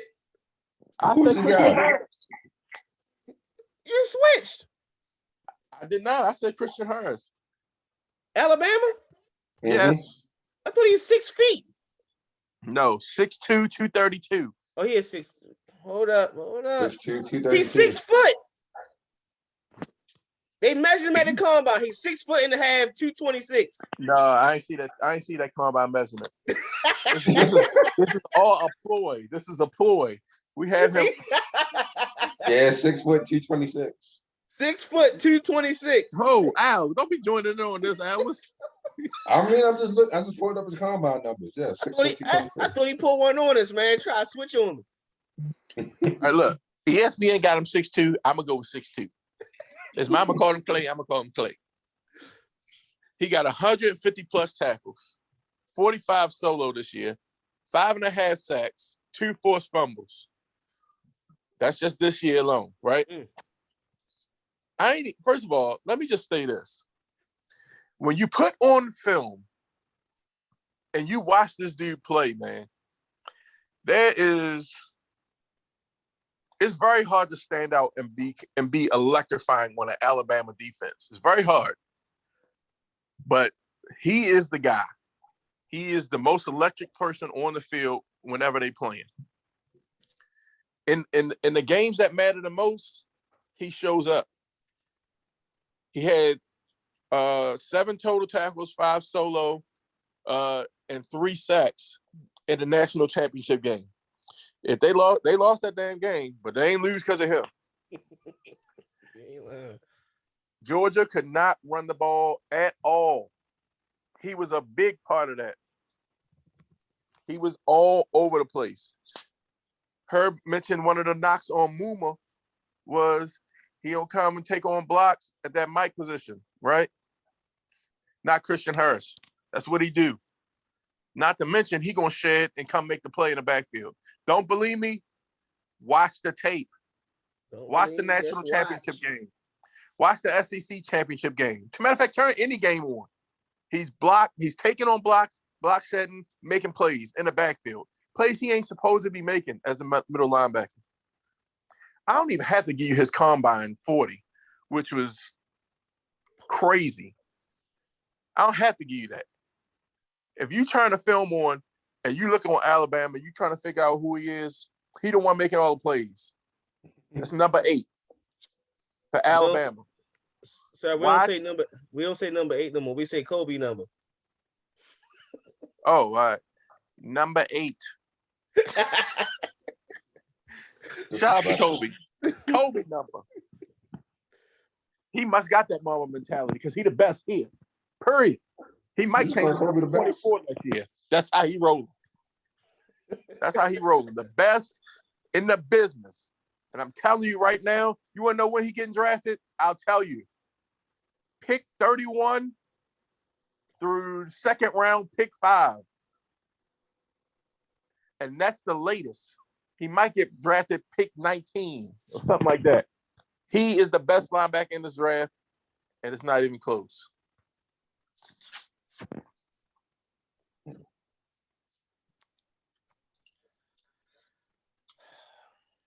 Al, you got anything for Christian Harris? I don't talk about SEC guys. He can't rebut.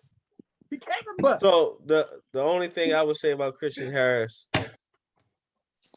is No, I was going to pick Christian Harris, but Taywan said it, so I went to the other guy. And then I can say that part of me didn't want to pick Christian Harris because I looked at the inside backer position strictly for the Ravens. And when I watch Christian Harris, he's a lot better at taking on the blocks in the hole than Patrick Queen. But I had the same excitement watching him play as I did watching Patrick Queen at LSU. Just all over the field. So I agree. I would pay him too. Like, yo, and keep him everywhere. at week. Keep Pat at week. Yeah. So you good? So I'm done. All right. So my guy in the same game, we talk about this SEC championship game a lot. Christian Harris was making plays on the side of the field for Alabama, and Bama ain't lose because of him. My guy for Georgia, watch this same game. When he wasn't on the field, Alabama had some production. When he was on the field, oh boy, nothing was moving. Quay Walker, number 7, Georgia. Some would say out of the 5 Georgia guys that's being talked about in the draft, Quay Walker would be considered the worst. And all of them are great. Jordan Davis, top 5, possibly top 15. Trayvon, I pray 14, but possibly top 5. Devontae Wyatt. I've been screaming Wyatt name for months. First round guy. Nakobe Dean, who Taywan says is the second best, or maybe third best, or maybe fourth best middle linebacker in the draft. First round guy. Quay Walker, in my opinion, should be a first round guy. But because of other needs amongst teams, he gonna go in the second, maybe third round. And I just pray with that pick, it's the Ravens. Quay Walker, 6'4". And I ain't talking about ESPN bootleg stats that Taylor was looking at, talking about 6'2". Like, no. Talking about Christian Harris 6'2". Like, what? Quay Walker, legit, 6'4", 241 pounds, runs a 4.5 240. Very instinctive, diagnoses the play early, and he delivers. Strong tackler, technically sound. He doesn't overplay runs. He stays a gap behind, and he makes the play. Consistently takes great angles to the ball carrier, and he's really good in coverage. You would think a guy that big, that fast, you would hope, I should say, he's great in coverage. But you see him, he maintains leverage on the slot receivers and tight ends very well. He has a speed to cover your fastest tight end in the league. He has a speed to cover backs out the backfield. He's versatile enough to play both backer spots, the weak side and the strong side linebacker. Look at the Clemson game. I seen him take on him and Dean ran a stunt, whereas he took on the guard. Dean came through. Beautiful stunt. Dean came through, missed the back in the backfield. The whole time you see Quay Walker, who was 240, fighting with a 300-plus pound guard from Clemson. Shuts him and makes the play in the backfield. That's what you want from your middle linebacker. Ain't no weakness. The weakness is he played at Georgia with a whole bunch of dogs, and he gonna go late. But when we look back on this draft, like, bro, how the hell Quay Walker go so late? If he's a Raven, we're celebrating because that means homie coming off the knee injury, LJ Fort, you can go ahead and relax. Malik Harrison, God bless you. Hope the leg is healed, but you can go ahead and relax. Quay Walker is it. He's that guy. Roland says Brandon Smith is the best inside linebacker. Penn State. Darian Beavers and Quay Walker are the best draft value. Okay. I don't know about Brandon Smith a dog. Brandon Smith reminds me a lot of Quay Walker.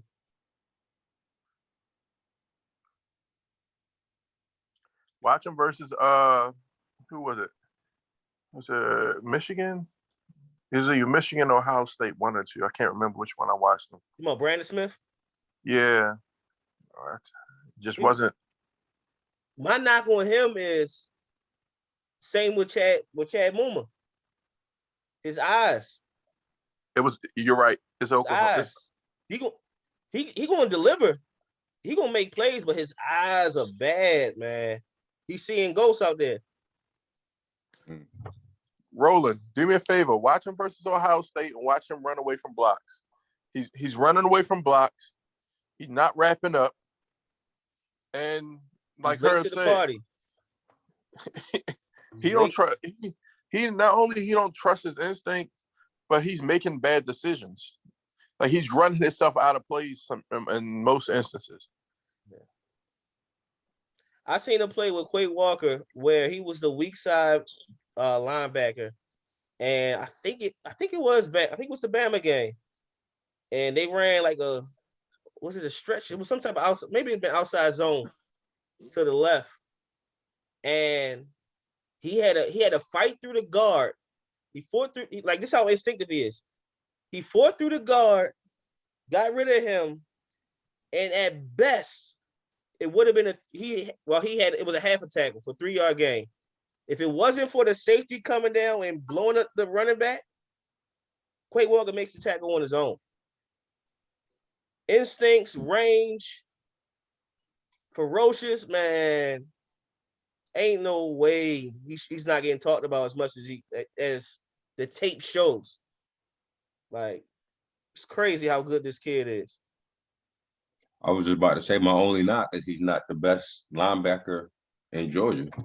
And that's not necessarily a knock because N'Kobe Dean is a dog. And like you mentioned, they got 3 other dogs right there, keeping them clean. So, in front of them, keeping them clean. So, yeah. If I could get a Walker on back-to-back picks, I'm good. Well, Quay Walker, he might be the 3rd best linebacker on his team. Hell no. Yeah. I forgot 41, all right. Tyndall, all right. Tyndall, Tyndall, all right. Tyndall was legit. He legit. It just seems like it's a different energy with that defense with 7 in. I don't know. He gonna come take on blocks, but it's just I don't know if he got the speed. Tyndall is just always around the football. Always around the football. Roland, you definitely got to look at this Ohio State film again. Penn State, Ohio State for Brandon Smith, man, because he making a case for himself to be not on a list, going back to scratch. Roland said Quay is Quay without the monsters up front. I agree. No, he is. He said He a dog. I'm just saying N'Kobe Dean needs the monsters up front. I don't know if it's because he's undersized. I think they both kind of undersized speed guys. That's what Georgia has been producing since Roquan Smith. Heck no. Quay is a giant. 6'4", 240. I mean, he's tall. All right. 6'4", 240. Like what? Yeah, you're right. He could play in Ray in them era with that type of size. Yeah. Look, I'm not gonna be mad if they pick him now. I ain't saying that. Either. I'm not either. I'm not saying it either. I'm nitpicking at something because I like both of these linebackers. Oh, I thought hey, Taylor, you look too. You thought he was gonna say Chad Muma. Yeah. Oh, no. I like both of those linebackers. He said both of them. I'm glad he left Muma out. Right. This is why I wanted interior lineman and linebacker first. That's exactly why. I get them out the way. Hey, but to be fair, Al did win an inside linebacker a few years ago when he picked Darius Leonard. And like we laughed a little bit, like, damn, he's picked Darius Leonard 210 pounds, whatever he was at the time. Al won that one. Who's laughing now? Yeah, you got that one. So I got a feeling he ain't gonna win. I got a feeling he ain't gonna win Muma. But that's just a feeling. I got a feeling I ain't gonna win Muma. Bro, the last 3 years we've been doing linebacker, I was hoping we'd do linebacker and interior line first because I hate watching that tape, honestly. I love watching interior line tape. Me too. I love watching interior line tape and I love watching tackle tape. Mm-hmm. Especially because, like, the more I learn about it, the more I'm around it, I appreciate it so much more. Like, I'm watching how you vertical set, how you 45 set. I'm watching what you do with your hands, like when you punch or your feet in the ground. You know what I mean? Little things. Yeah, like, it's slowed down for me with tackles. That's probably what I got to do. I probably have to learn more about it. It's a hell of a position.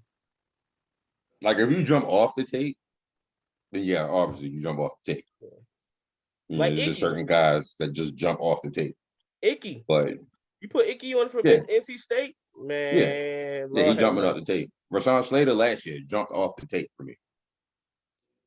Even though he wasn't inside, but like watching, I was like, yo, Rashawn Slater's the best tackle in this draft. Easy. Just watching him.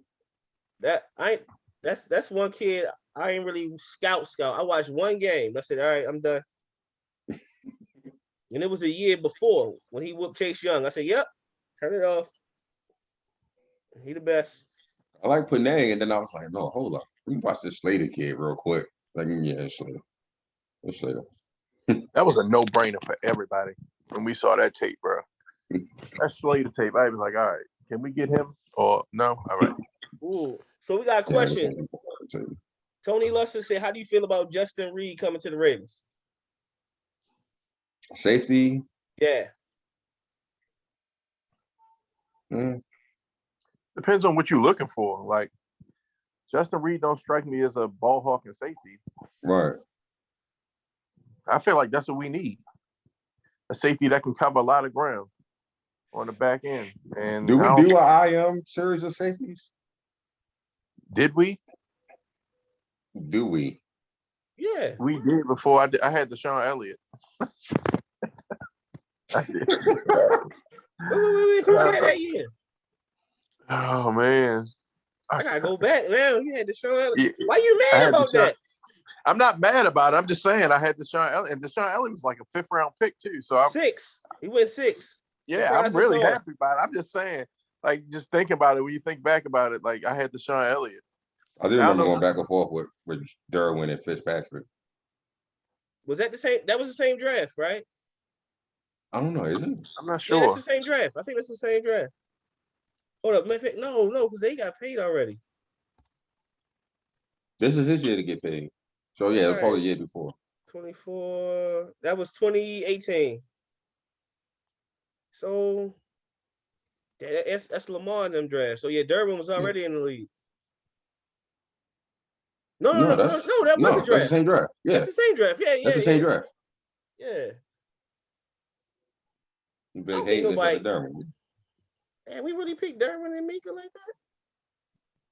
For me, I was like, oh, I can't tell the difference between the two. I'm gonna go with the Alabama kid, but I can't really tell the difference between the two, honestly. I go with Alabama over Florida State. To think Justin Reed was in that draft as well. But like you said, you don't see him as the ball hawk. I like Michigan safety. That's why I asked that. I wouldn't mind Justin Reed here. Cause I think he's rangy enough to play the position. I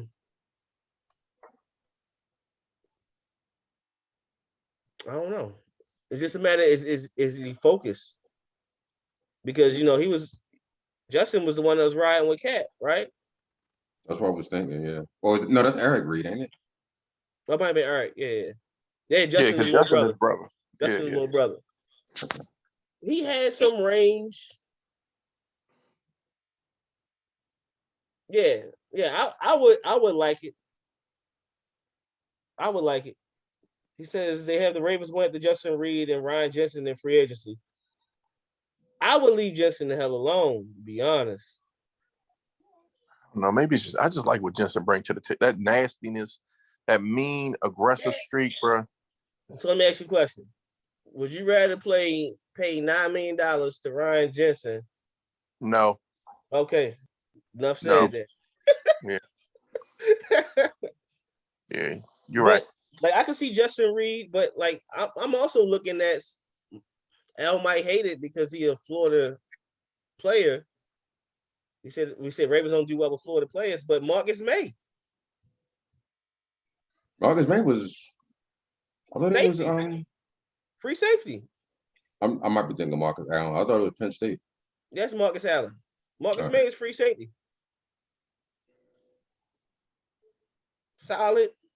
I mean, the other Marcus Williams, I think he probably should be the highest paid outside of Honey Badger. But if they go that route, I could see Justin Reed for the low. I would love to see Deshaun if Deshaun was healthy, give him a fair shake because he was like he was good. He just never to his own. Yeah, every time he right there ready to flip the switch, he hurt. Yeah, this season it was like, all right, now we starting to see the ball hawking Deshaun that we was looking at in Texas, and then injury. Yeah, but Justin Reed, I would see that as a good look. Daxter Hill, Justice Hill, little brother. Who you talking about, Al? Oh, that's Justice Hill, little brother. Yeah. Okay. Yeah. Not that family. They ain't gonna give him no look anyway, so don't even do it. Now I think his coordinator is here now. Right. And he used Daxton all over the place. He used him at safety, used him at nickel, blitzed him. He was killing quarterbacks. I like him better. Like I ain't care for him as a nickel corner. Like I was like, man, get the hell out the way. But at I ain't safety, scouting him yet. I thought he was solid. He was solid safety. But that slot corner, nah. He gave But up we the got enough inside of too that. much for me. I forgot to mention this guy. I mentioned him earlier to y'all on the side chat, but Nick Petit-Frere out of Ohio State. He's playing Tackle? left guard. Oh, Check him out. Super athletic, mean. You get a chance, check him out if you haven't checked him out already. Tony said I would be happy with any of the defensive linemen from Georgia. We would too. Mm-hmm. Yes, we will. Yes, Lord. Mm-hmm. Please. But Tony, that's why they're not picking at 14. Because they're going to get one of them at 17 or 18.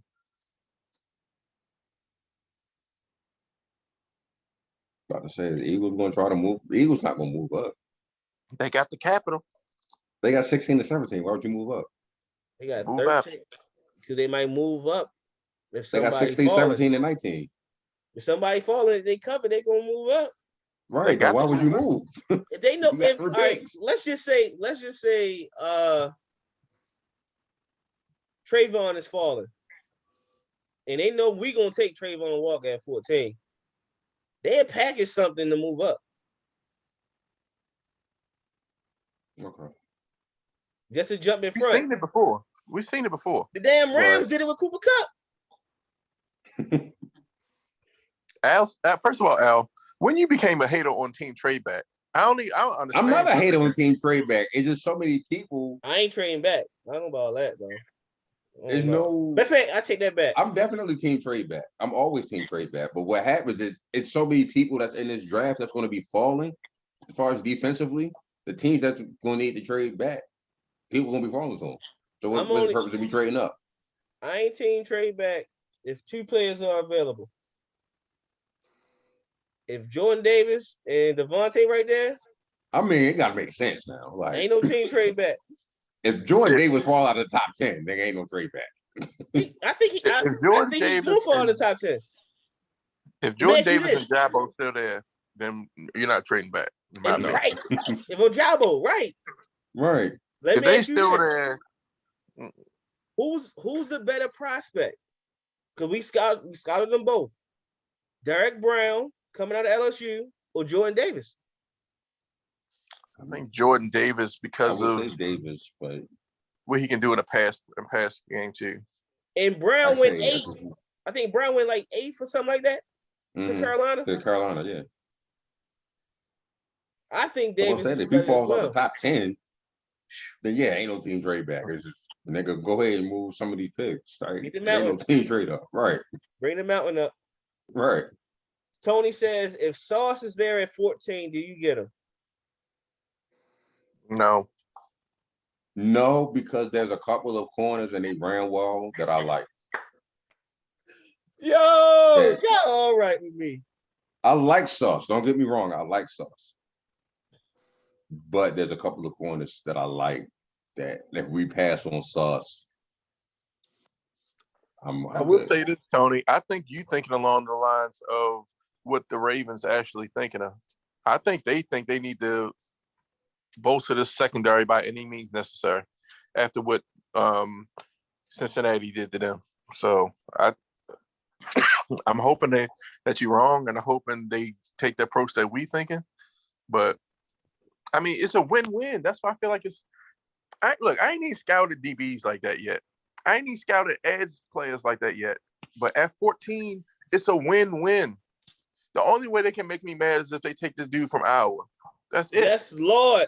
If they take this dude from Iowa, I'm telling you now, I'm going to burn my Lamar. I'm going to set my Lamar jersey on fire and then hurry put it out. Chill out. I'm going to say, what Lamar do? Hold up. Now come on now. Calm down. Look, I'm telling you, it's going to get a slight fringe on it. You better burn a Ravens polo or something. Like, Lamar ain't do nothing to nobody. It ain't got nothing to do with Lamar. It's a Raven jersey. Matter of fact, you know what? I'm gonna burn my Hello Nada. You right. Go get a Ravens polo jersey. I mean, a Ravens polo shirt. And burn that. Them niggas that work in the front office, that's what they wear. Get that. Wearing no goddamn Razor LJ. polo. Yeah. So I'm glad y'all said this about Amar Gardner because I like him. I think he's a talented kid, but I like McDuffie more. I like Stingley more. When Stingley healthy, like Yeah, when Stingley's healthy, I think Stingley's oh a better my corner. gosh. But he ain't been healthy the last 2 years. Yeah. Like when the game, what was that? The game when Devontae went off against LSU. And Stingley, like his Devontae's Heisman year, that was his last year. And Stingley wasn't even healthy then. There were plays in that game where Shorty was in phase. Devontae just made a hell of a catch. It is what it is. Yeah, I like McDuffie. I like Alante out of Tennessee. Yeah, he's solid. Alante Taylor. I like McCrary out of Auburn. Yeah. McCrary is good, but his name scares me. But Auburn. Matter of fact, I ain't even gonna do it. You off the No, board. he trash. You off the No, board. no, You no, off don't the like him board. at I all. just said it. Don't like him at all. No, like Sauce reminds me. No, I can't even put that on. I was about to say Trayvon Diggs, but I can't put that on. Elam is Trayvon Diggs. To me, that's Elam. Okay. Pass interference, waiting to happen. Either he gonna get beat or he gonna get a pick. Right. That's Elam. Right. That's why I said I take him off the board. You're right. I ain't gonna lie to you, Tony. If Georgia players are on the board and they pick Sauce Gardner, I'm upset. I agree. Super upset. Like, we haven't had an interior pass rusher since 92 went to Philly. Right. Agreed. No, you mean when 92 went to Detroit? I thought it was Agreed. Yeah. Whether he went first, when he left. Right. And if you just look at the measurables, they're the same weight right now, 341. Jordan is 2 inches taller, and he's faster. Bruh. What you Bruh, hear? stop talking about him because y'all gonna get my hopes all up. Your And secondary is I better. don't even Just try to get alone. like I say, he's not coming out the top 10. I don't even got him coming out the top 5. Somebody's moving the top 5 to get him. If somebody's just because smart, of he how ain't he getting out of the top 5. I ain't trying to destroy nothing this year, man, in anger. So I'm not like I even. said, he's not getting out. out of the top 5. So there's no quarterback to be mentioned that people want to trade up for. If they're trading up, they're going to get Jordan Davis. This is all to it. Like I said, I'm willing, like anything on the offensive line, I'm willing to wait to the later rounds. Yeah. I think we need some guards, but the guys that we mentioned that'll be available day 2. We don't need no guards. Yeah, we do. I mean, tackle guards? Yes. To sit on the bench? Okay. If you think Ben Cleveland is something, or yes. Okay. Yes. If you believe in Ben Cleveland more than I do, more power to you. I got to see it. I definitely don't believe in Powers. How old is right guard that played well? Zeitler, he played a hell of a game, but ain't he old? Nah. 32, 33 maybe? Maybe. Once you get over 30, I'm kind of kicking you out. Oh, you want it now. Tell it to Andrew Whitworth. Right. Like Santa Claus winning the championship. Sure. Ben Jones at center in Tennessee, 32 years old. Okay. Moving people for Derrick Henry. I'm looking for your replacement once you turn 30. That's everybody. That's every position. Except for quarterback, I think they protected. Alante Taylor will be a good pick in the 3rd round. Also, Kobe Bryant. Yes. Selfishly, I want Kobe Bryant, but y'all wait a minute. Y'all know something I don't know? No, what? The other corner in Cincinnati name is Kobe Bryant. Kobe Bryant, yeah. Oh, I'm about to say I know this nigga ain't back. I'm about to say if he come out there, I'm telling you right now, I'm out of here. Get ready for this epidemic, this pandemic. Like, wait a minute. We missed the rapture. Right. I'm about to say, forget me. Don't forget me, Jesus. Right? I mean, he ain't gonna get 8 or 24, but Right. Yeah. No, Kobe Bryant, nice. Shorty is nice. Very nice. I think he's more of a safety though. Really? I think it'd be better of a safety than a Hey, listen, corner. I ain't mad at it. He got the speed. He reads patterns, route combinations very well. Instinctive, strong tackler, and he got hands. Yeah. I think he'd be better at a safety, and he's tall. He ran what 4.5? 4.5, yeah. Yeah, 4.55, I think. Hey, ain't no thing. I take Kobe. All right, what we doing next week? As far as I am serious, let's get them something to think about. Some excitement. Okay. I say tight end. Okay. I don't know how exciting that is, but I picked them. linebacker, so I guess it's on you to pick a defensive player since I picked linebacker. All right. Or did you pick linebacker? No, I picked offensive line. Yeah, I pick inside back. Yeah, so you go ahead and pick. We were just talking about let's do corner. Corners. All right. Tight ends is exciting. Yeah. And I tell you what, if the Ravens don't take nobody in free agency, we are drafting the tight end. I agree. Lord, please, Lord, and let it be the one I'm thinking about. It fakes a lot of them, but tell you what, I don't even care. Look up Isaiah Likely. Watch him first. Watch UCLA, Greg DeLoach. Watch him too. Dolchich. Dolchich, yeah. Lord have mercy.